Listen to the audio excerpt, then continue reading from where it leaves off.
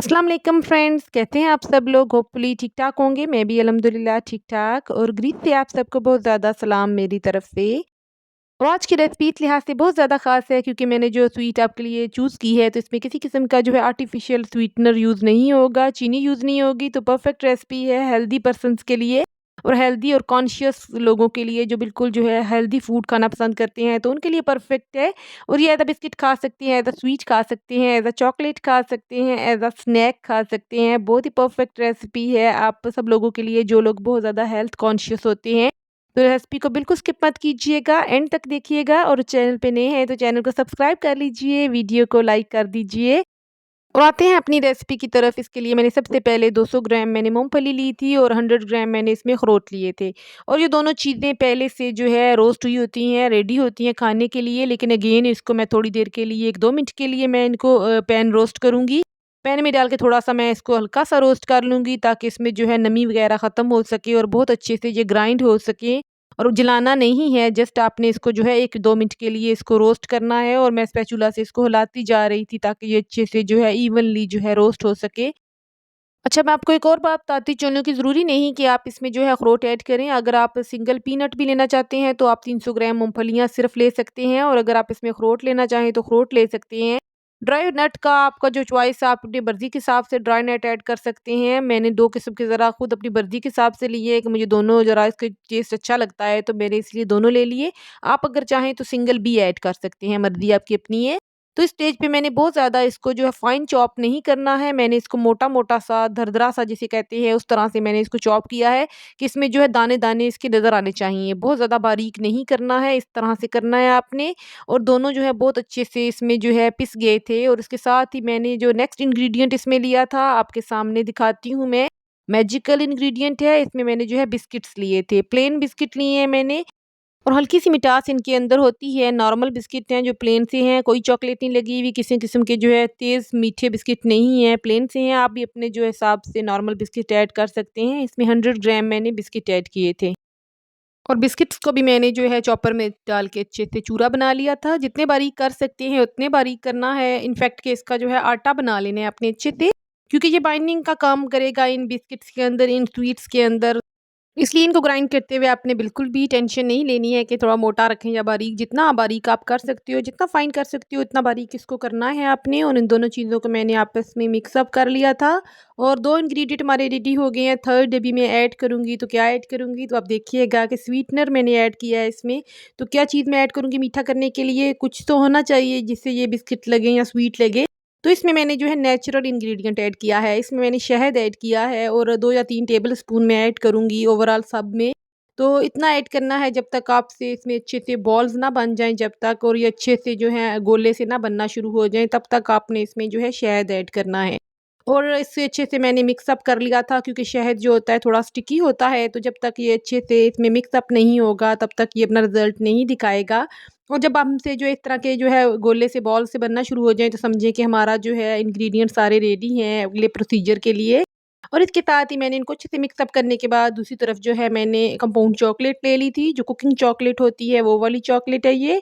और इसको जो है मैंने डबल बॉयलर पे जो है मेल्ट कर लिया था, और आप इसको माइक्रोवेव में भी कर सकते हो, लेकिन मैं प्रेफ़र करती हूँ कि इसको मैं जो है डबल बॉयलर पे करूँ।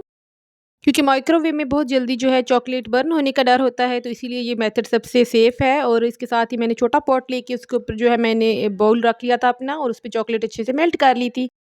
और मैंने जो है सारी चॉकलेट को मेल्ट करने के बाद पाइपिंग बैग में भर लिया था। ऐसा करने से जो है बहुत ज़्यादा मेस नहीं बनेगा और बहुत आसानी से हम जो है मोल्ड में इसको शिफ्ट कर सकेंगे।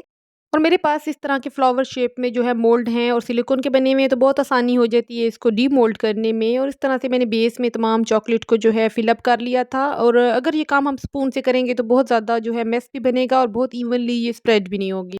और इस तरह से पाइपिंग में भरने से हमारे लिए बहुत ज़्यादा आसानी हो जाती है। और हम अपना काम जो है साफ़-सुथरे तरीके से कर सकते हैं। वैसे भी चॉकलेट के साथ जब काम करते हैं तो बहुत ज़्यादा जो है मेस बन जाता है आगे-पीछे। तो इस तरह से पाइपिंग बैग में भरने से बहुत ज़्यादा सफाई से काम होता है और बहुत इवनली जो है हमारी चीज़ें रेडी हो जाती हैं।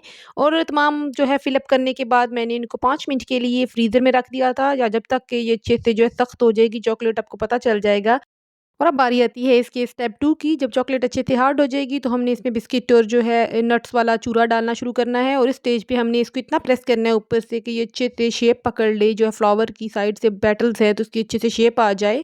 बहुत आराम से आपने नहीं करना ये काम, आपको अच्छे से दबा-दबा के इसको प्रेस करना है अच्छे से ऊपर से, कि ये अपनी शेप अच्छे से होल्ड कर ले। क्योंकि इसमें जो है शहद है और उसमें बिस्किटें हैं और उसपे जो है नट्स हैं, तो तमाम चीज़ें जो है अच्छे से नीचे बेस में बैठ जाएँगी और अच्छी सी जब तक ये सेट ना हो जाए तब तक आपने इसको दबाते रहना है ऊपर से।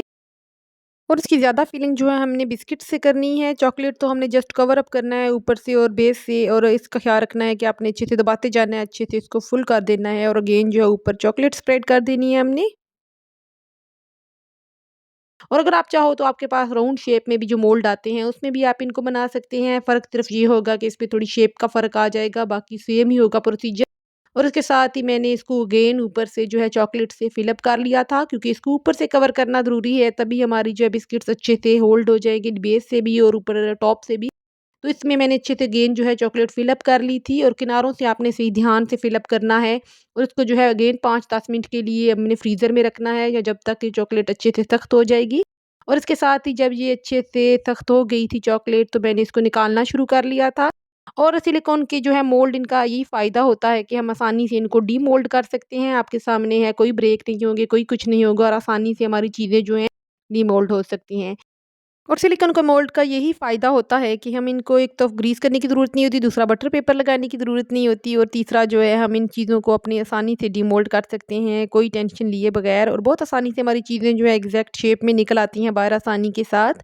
और तमाम की तमाम आपके सामने मैं निकालती जा रही हूँ, आपको दिखाती जा रही हूँ कि कोई भी जो है ब्रेक नहीं होगा, कोई ख़राब नहीं होगा और किसी तरह से भी नहीं लग रहा कि ये होममेड बने हुए हैं और बगैर चूल्हा ऑन किए और बगैर ओवन को यूज़ किए हुए हमने इनको जो है बनाया है।